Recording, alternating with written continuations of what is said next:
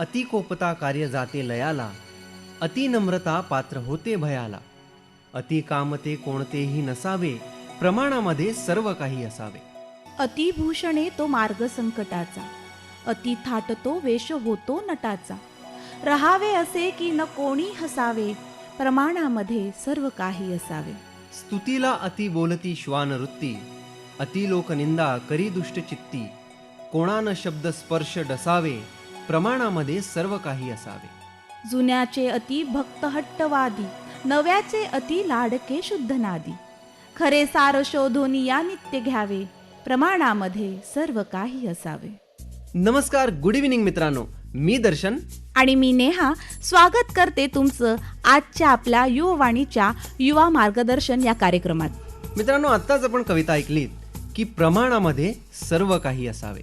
अर्थात अरे अति तिथे माती. हो, आणि म्हणूनच मला असं वाटतं की आपला हा जो कार्यक्रम असतो ना, हा बरोबर अर्ध्या तासाचाच असतो. म्हणजे कसं, अति नको व्हायला ना, म्हणून. ए गप रे, त्याचा आणि आपल्या कार्यक्रमाचा काय बरं संबंध? अगं, मग संबंध आहे ना. आपला कार्यक्रम जर का लांबला तर आपली पुढची सगळी प्रसारणं खोळंबणार नाहीत का? हो, पण मग कार्यक्रम लांबवायचाच कशाला आहे तुला? अरे आपल्याला वेळ दिली आहे ना त्यासाठी. असं थोडीच झालंय कधी की तुला बोलता बोलता थांबवलंय आणि चला थांबा आता, बंद करा, तुम्ही खूप बोललात, वेळेच्या बाहेर गेलंय बोलणं वगैरे वगैरे. असं काही झालंय का कधी? नाही, असं तर नाही झालंय. मग तेच ना, इथे आपल्याला वेळ ठरवून दिलेली आहे आणि प्रमाणामध्ये सर्व काही असावे याचा संबंध वेगळा आहे. बरं बरं बाई, कळलं. मी तर सहज गंमत म्हणून बोललो, तू पार विश्लेषण करून टाकलं त्या एखाद्या मुद्द्याचं. अरे विश्लेषण नाही, मला वाटलं तुला खरंच तसं काही वाटलं की काय, म्हणून फक्त तुला स्पष्ट करून सांगित होते. हा, बरं, ठीक आहे. ते सोड. आजचा विषय काय आहे रे? आजचा विषय तुझ्या माझ्या तरुणांसाठी, अर्थात आपल्या मित्रांसाठी खूप कामाचा आहे. अरे वा, अरे मग सांग की पटकन. सांगतो, पण ऍक्च्युली काय झालंय, हे जे तू मगाशी मला प्रमाणामध्ये सर्व काही असावे या उक्तीचं प्रमाणाबाहेरचं लेक्चर दिलं ना, ते जरा मला जळ झालंय. तर मला थोडी म्युझिकल विश्रांतीची गरज आहे. सो मी जातो एक गाणं ऐकायला. चला मित्रांनो. तुला तर ना,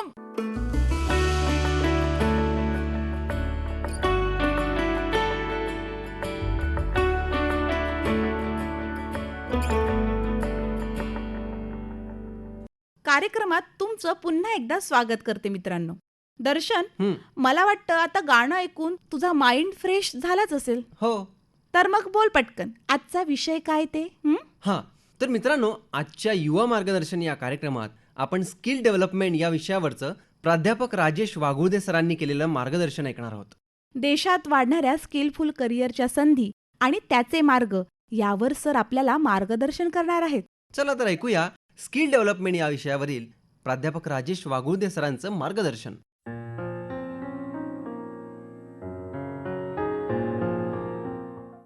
नमस्कार श्रोते हो, आज आपण कौशल्य विकास आणि युवक या विषयावर चर्चा करणार आहोत. श्रोते हो, आजकाल कंपन्यांना शैक्षणिक पात्रतेबरोबरच आणखी काही विशिष्ट गुणांची, कौशल्याची अर्थात स्किल्सची गरज भासते. हो ना, करिअरच्या प्रत्येक टप्प्यात मजल सर करताना या स्किल्स खूप महत्त्वाच्या ठरतात. नुसतंच तांत्रिक किंवा विषयाचं ज्ञान असून चालत नाही श्रोते हो, तर पुस्तकी ज्ञानावर नोकरी मिळवणं किंवा टिकवणं आता खूप कठीण झालं आहे. पदवी मिळवल्यावर आपण गृहीत धरतो किंवा धरू शकतो की विषयाचं ज्ञान असेल, पण विषयावरच्या प्रभुत्वावर आपण बोलू शकत नाही. याचा विचार करणं आजच्या काळाची गरज आहे. टेक्नॉलॉजीवर प्रभुत्व असून चालत नाही, त्यासोबत संभाषण कौशल्य अर्थात कम्युनिकेशन स्किल्स फार आवश्यक आहे.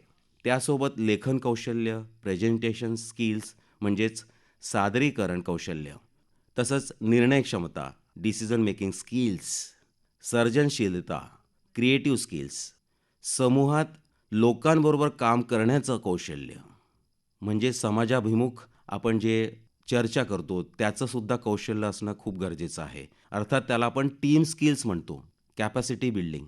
त्यानंतर भावनिक बुद्धिमत्ता म्हणजे इमोशनल इंटेलिजन्स, तसंच वेळेचं नियोजन अर्थात टाईम मॅनेजमेंट.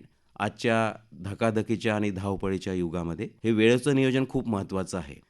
त्यानंतर समस्यांचं निरसन करण्याची क्षमता, ज्याला प्रॉब्लेम सॉल्व्हिंग आपण म्हणतो, आणि आता आपल्या जगामध्ये रिअल वर्ल्ड प्रॉब्लेम खूप आहेत आणि त्या माध्यमातून शालेय जीवनापासून तर पदव्युत्तर शिक्षणामध्ये खूप वाव आहे. आयडिया टू डेव्हलप एक कुठली तरी आयडिया आपण जर घेतली, ती आयडिया आपण प्रत्यक्षात उतरवली, तर नक्कीच आपण विकासाला चालना देतो आणि त्या विकासाच्या माध्यमातून एक चिरंतन, शाश्वत विकासाकडे आपण नक्कीच पोहोचू शकतो, यात शंका नाही.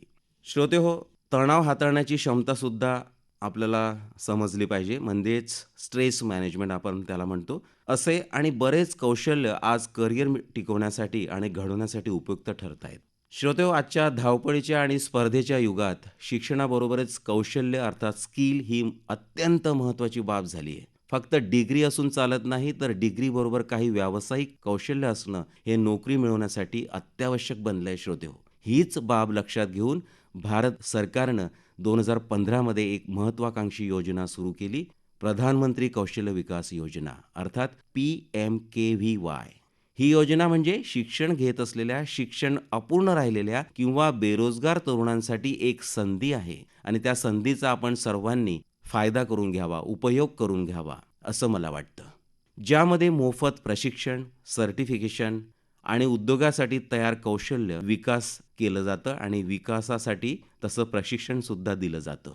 प्रधानमंत्री कौशल्य विकास योजना ही एक केंद्र सरकारची योजना असून जी कौशल्य विकास आणि उद्योजकता मंत्रालय, ministry of skill development and entrepreneurship यामार्फत ती राबवली जाते. यात प्रशिक्षण घेतल्यावर अधिकृत प्रमाणपत्र मिळतं, जे त्यांच्या नोकरी अथवा व्यवसायासाठी उपयोगी पडतं. या सर्व घटकांचा आपण नक्कीच विचार करायला पाहिजे आजच्या काळामध्ये. ही योजना नॅशनल स्किल डेव्हलपमेंट कॉर्पोरेशन अर्थात NSDC या माध्यमातून चालवली जाते. या योजनेचा मुख्य उद्देश म्हणजे तरुणांना अर्थात युवकांना रोजगारक्षम बनवणं. मुख्य उद्दिष्ट याप्रमाणे तरुणांना उद्योगातील मागणीनुसार प्रशिक्षण देणं, तसंच महिलांनासुद्धा समान संधी देणं. आजकाल महिलासुद्धा मागे नाहीत. प्रत्येक क्षेत्रामध्ये त्या महिला सगळीकडे काम करताना आपल्याला दिसून येत आहे. ग्रामीण भागातील तरुणांना देखील प्रशिक्षण संधी उपलब्ध करून देणं इत्यादी.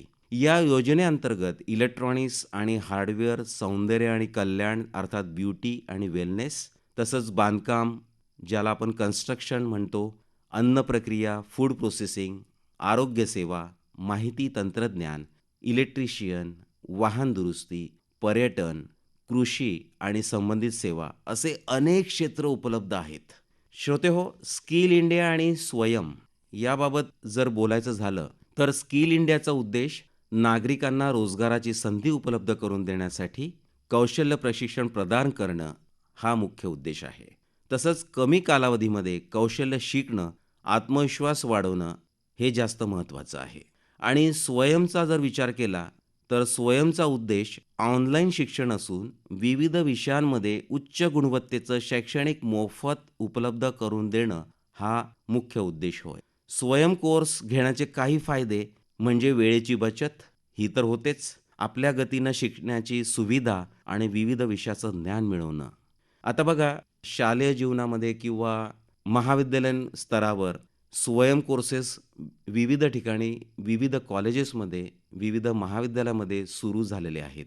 NEP 2020 म्हणजे नॅशनल एज्युकेशन पॉलिसी 2020 जे आहे ते इंटरडिसिप्लिनरी अप्रोच असं झालेलं आहे. म्हणजे तुमच्यामध्ये कोणतीही तुम्ही शाखा, कोणतीही पदवी तुम्ही घेत असाल तर त्यासोबत तुम्ही दुसऱ्या विषयाचं जे आपल्याला आवडतं किंवा आपला छंद असेल, कुठलंही असेल, ते आपण घेऊ शकतात आणि त्या माध्यमातून आपण आपले स्किल्स नक्कीच विकसित करू शकतो. अशी ही नॅशनल एज्युकेशन पॉलिसी 2020 ही अंमलात आलेली आहे.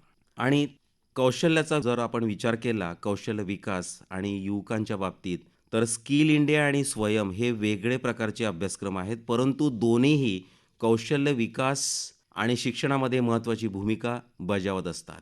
महिलांसाठी विविध क्षेत्रातील कौशल्य शिकण्याची संधी यातून आहे, जसं की टेलरिंग, पर्यटन, सौंदर्य आणि आरोग्यसेवा, सलून, स्पा इत्यादी.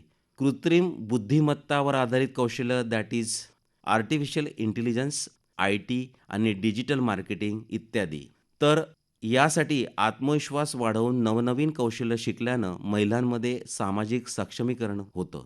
त्यासाठी शासनाच्या विविध वेबसाईट्स आहेत. तर एक वेबसाईट मी सांगू शकतो, www.skillindia.gov.in, आणि त्यामध्ये महिलांनी वुमेन टॅबवर क्लिक करून आपण आपली माहिती भरू शकता, बघू शकता, वाचू शकता. शिक्षण आणि कौशल्य विकास 2030 पर्यंत 2.3 दशलक्ष अतिरिक्त नोकऱ्या अपेक्षित आहेत. अपलिंकिंग याद्वारे गुंतवणूक आणि भारताची अर्थव्यवस्था आणि जागतिक अर्थव्यवस्था यामुळे बरीच वाढ होण्यास आपल्याला नक्कीच मदत होईल. शाश्वत आर्थिक विकास साधण्यासाठी मानवी भांडवलामधील गुंतवणूक महत्त्वाची असताना उच्च तांत्रिक आणि व्यावसायिक कौशल्य अर्थव्यवस्थेची स्पर्धात्मकता आपण नक्कीच सुधारू शकतो. आणि सामाजिक समावेश, उत्पादकता, प्रॉडक्ट आपण ज्याला म्हणतो, आणि सर्वांसाठी योग्य रोजगार आणि गरिबी कमी करण्यासाठी नक्कीच योगदान देऊ शकतो आणि देत आहोत.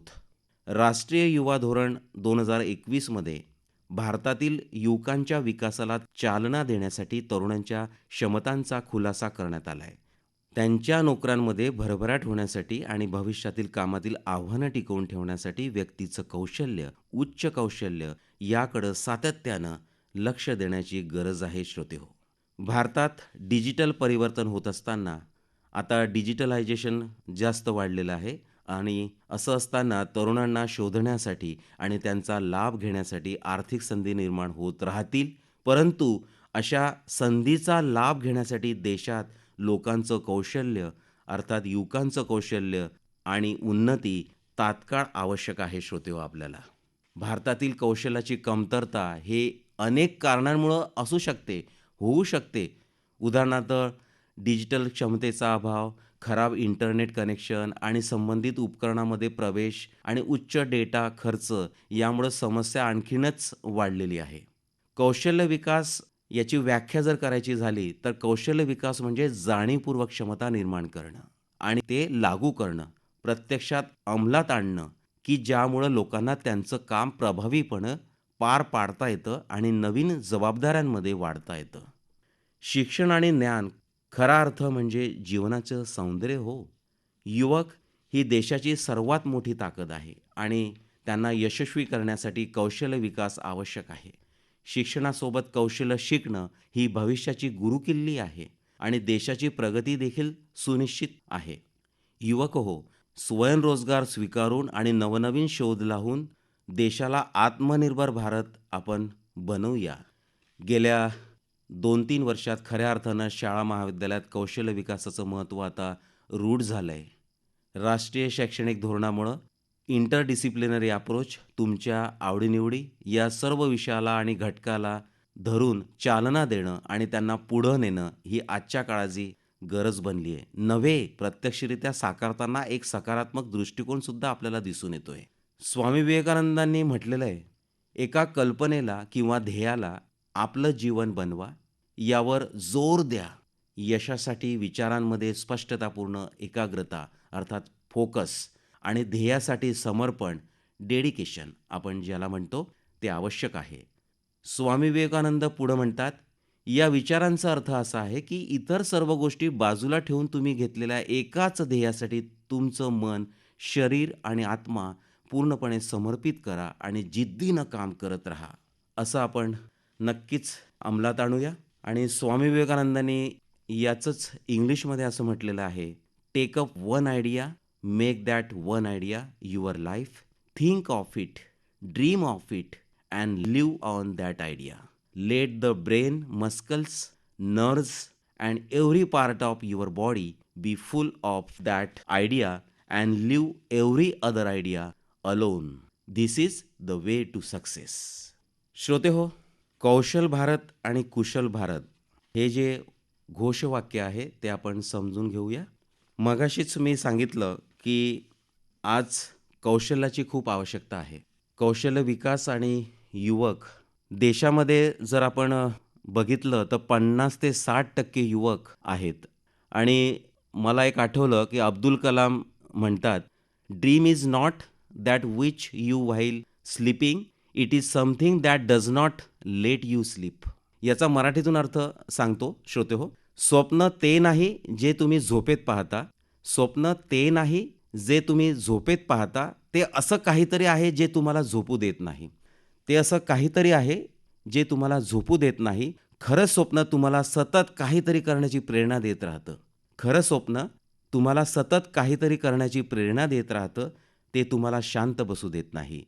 स्वप्न म्हणजे ध्येय आणि महत्त्वाकांक्षा.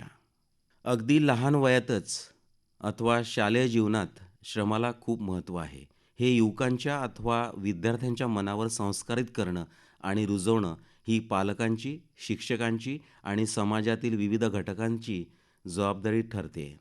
श्रम याचा शब्दशः अर्थ फक्त शारीरिक श्रम असा न घेता यात शारीरिक, बौद्धिक आणि मानसिक श्रमाचा समावेश होतो. हे युवकांनी लक्षात घ्यावं. उदाहरण द्यायचं झालं तर वेल्डर शारीरिक काम करतो आणि संगणक ऑपरेटर हा बौद्धिक काम करतो. म्हणजे संगणक ऑपरेटर याचंही काम श्रम म्हणून मोजलं जाते. आपल्या भारत देशात जवळपास 50 ते 60 कोटी युवक आहेत आणि ही आपल्या दृष्टीने जमेची बाजू आहे. हीच संधी ओळखून समाज विकास आणि राष्ट्र विकास यामध्ये त्यांचा कसा सहभाग घेता येऊ शकेल याबाबतच्या बऱ्याच सूचना अनुभवताना दिसतात. नमस्कार.